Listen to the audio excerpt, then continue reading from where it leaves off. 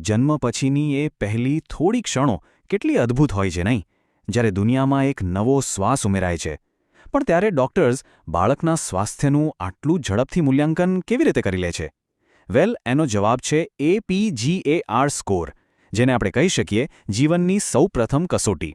તો ચાલો, આજે આપણે આ જ મહત્વપૂર્ણ મૂલ્યાંકનને ઊંડાણપૂર્વક સમજીએ. આજે આપણે શું શું જોવાના છીએ એની એક ઝલક. પહેલાં તો સમજીશું કે આ કસોટી છે શું અને શા માટે જરૂરી છે. પછી એના 5 માપદંડો દેખાવ, પલ્સ, હાવભાવ, પ્રવૃત્તિ અને શ્વસન ને એક પછી એક જોઈશું. અને છેલ્લે આ બધા સ્કોરને ભેગા કરીને એનો અર્થ શું થાય છે એ પણ જાણીશું. તો ચાલો શરૂ કરીએ આપણા પહેલા ભાગથી, નવજાત શિશુની પ્રથમ કસોટી. આપણી સફર શરૂ થાય છે ડિલિવરી રૂમથી, જ્યાં બાળકના જન્મ પછીની દરેક સેકન્ડ કિંમતી હોય છે. તો સૌથી મોટો સવાલ એ છે કે જીવનની એ પહેલી જ મિનિટમાં મેડિકલ સ્ટાફને કેવી રીતે ખબર પડે કે બાળક બરાબર છે કે તેને તાત્કાલિક મદદની જરૂર છે? બસ આ જ સવાલનો જવાબ આપવા માટે એપગાર સ્કોર બનાવવામાં આવ્યો હતો. તો આ APGAR સ્કોર છે શું?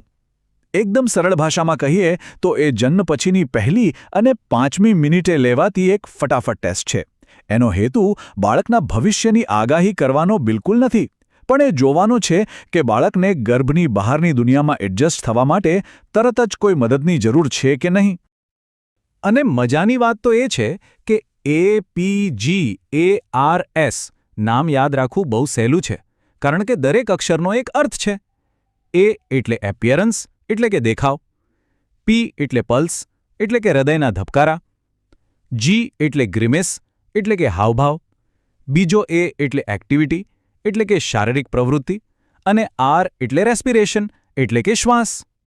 ચાલો, હવે આપણે APGARના પહેલા 2 અક્ષરો A અને P એટલે કે બાળકની ત્વચાનો રંગ અને એના હૃદયના ધબકારાને થોડું વધુ વિગતવાર સમજીએ. સૌથી પહેલા A એટલે કે અપિયરન્સ એટલે કે ત્વચાનો રંગ. જો આખું શરીર ગુલાબી હોય તો એ ઉત્તમ ઓક્સિજન સપ્લાયની નિશાની છે અને એને પૂરા 2 પોઈન્ટ મળે છે. જો શરીર ગુલાબી હોય પણ હાથપગ થોડા વાદળી હોય, જે સામાન્ય છે, તો 1 પોઈન્ટ મળે છે. અને જો આખું શરીર વાદળી કે નિસ્તેજ હોય તો 0 પોઈન્ટ મળે છે, જેનો અર્થ છે કે તાત્કાલિક ધ્યાન આપવાની જરૂર છે. હવે વારો છે P એટલે કે પલ્સ અથવા હૃદયના ધબકારા. જો બાળકના ધબકારા પ્રતિ મિનિટ 100થી વધુ હોય તો એ ખૂબ જ સારો સંકેત છે અને તેને 2 પોઈન્ટ મળે છે. જો ધબકારા 100થી ઓછા હોય તો 1 પોઈન્ટ, અને જો કોઈ ધબકારા ન સંભળાય તો 0 પોઈન્ટ આપવામાં આવે છે. ચાલો, હવે આપણે APGARના છેલ્લા 3 ભાગ G, A અને R પર ધ્યાન આપીએ.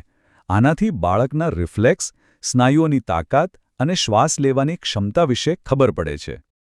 G એટલે ગ્રીમેસ, જે બાળકની રિફ્લેક્સ પ્રતિક્રિયા તપાસે છે. મતલબ કે જ્યારે કોઈ હળવી ઉત્તેજના આપવામાં આવે ત્યારે બાળક કેવો પ્રતિભાવ આપે છે. જો એ જોરથી રડે, છીંકે કે ખાંસી ખાય તો પૂરા 2 પોઈન્ટ. જો માત્ર મોઢું બગાડે તો 1 પોઈન્ટ. અને જો કોઈ જ પ્રતિક્રિયા ન આપે તો 0. બીજો એ છે એક્ટિવિટી એટલે કે સ્નાયુઓની મજબૂતાઈ. જો બાળક એકદમ એક્ટિવ હોય, હાથ પગ જોરશોરથી હલાવતું હોય તો તેને 2 પોઈન્ટ મળે છે. જો હાથ પગમાં થોડું વળાંક હોય પણ હલનચલન ઓછું હોય તો 1 પોઈન્ટ.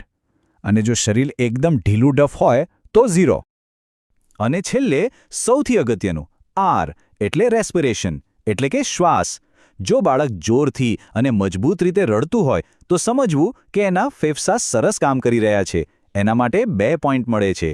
જો શ્વાસ ધીમો, અનિયમિત હોય અથવા રડવાનો અવાજ નબળો હોય તો 1 પોઈન્ટ, અને જો શ્વાસ લેવાનો કોઈ જ પ્રયાસ ન દેખાય તો 0. બરાબર, તો આપણે આ 5 અલગ અલગ માપદંડોને તો સમજી લીધા, પણ હવે આ બધાને ભેગા કરીને એક અંતિમ આંકડું કેવી રીતે મેળવવામાં આવે છે, ચાલો એ જોઈએ. જુઓ, આની પાછળનું ગણિત એકદમ સરળ છે. આપણે જે 5 માપદંડો જોયા એ દરેકમાં બાળકને 0, 1 અથવા 2 પોઈન્ટ મળે છે. પછી બસ આ 5 પોઈન્ટ્સનો સરવાળો કરી દેવામાં આવે છે. આ રીતે 0થી 10ની વચ્ચેનો એક ફાઇનલ એપગાર સ્કોર તૈયાર થાય છે. અહીં એક ખાસ વાત સમજવા જેવી છે. આ ટેસ્ટ 2 વાર થાય છે. પહેલી વાર જન્મની 1 મિનિટ પછી, જે એ બતાવે છે કે બાળકે જન્મની આખી પ્રક્રિયાને કેટલી સારી રીતે હેન્ડલ કરી, અને બીજી વાર 5 મિનિટ પછી, જે એ દર્શાવે છે કે બાળક હવે બહારની દુનિયામાં કેટલું સારી રીતે એડજસ્ટ થઈ રહ્યું છે અને જો કોઈ મદદ અપાઈ હોય તો તેની શું અસર થઈ છે. તો આવી ગયા આપણે આપણા છેલ્લા અને સૌથી મહત્વના ભાગ પર. સ્કોરનો અર્થ શું છે? આ 0 થી 10 સુધીના આંકડાઓ આખરે આપણને શું કહે છે? ડોક્ટર્સ આ નંબરોને કેવી રીતે સમજે છે? સામાન્ય રીતે સ્કોરને 3 કેટેગરીમાં વહેંચવામાં આવે છે. જો સ્કોર 7 થી 10ની વચ્ચે હોય તો એનો મતલબ કે સ્થિતિ ઉત્તમ છે, ચિંતાની કોઈ વાત નથી. જો સ્કોર 4 થી 6ની વચ્ચે હોય તો બાળકને શ્વાસ લેવામાં મદદ જેવી થોડી સહાયની જરૂર પડી શકે છે. અને જો સ્કોર 3 કે તેથી ઓછો હોય તો તે ગંભીર સ્થિતિ સૂચવે છે અને બાળકને તાત્કાલિક સારવારની જરૂર પડે છે. અને આ વાત આપણે સૌએ ખાસ યાદ રાખવી જોઈએ. એબીજીઆર સ્કોર એ જન્મ સમયની સ્થિતિનો માત્ર એક સ્નેપશોટ છે. એ બાળકના ભવિષ્ય, તેની બુદ્ધિ કે લાંબા ગાળાના સ્વાસ્થ્યની કોઈ ભવિષ્યવાણી નથી. ઘણા બાળકો જેનો શરૂઆતમાં સ્કોર ઓછો હોય છે એ પણ આગળ જઈને સંપૂર્ણપણે સ્વસ્થ જીવન જીવે છે. અને આ એક ખૂબ જ રાહત આપનારી વાત છે. તો અંતમાં આપણે કહી શકીએ કે નેક્સ્ટ વિડીયો તમે કયા ટૉપિક ઉપર જોવા માંગો છો તે માટે કોમેન્ટ કરો અને આ વિડીયોને દરેક મિત્રો સુધી શેર કરી દો. Thank you.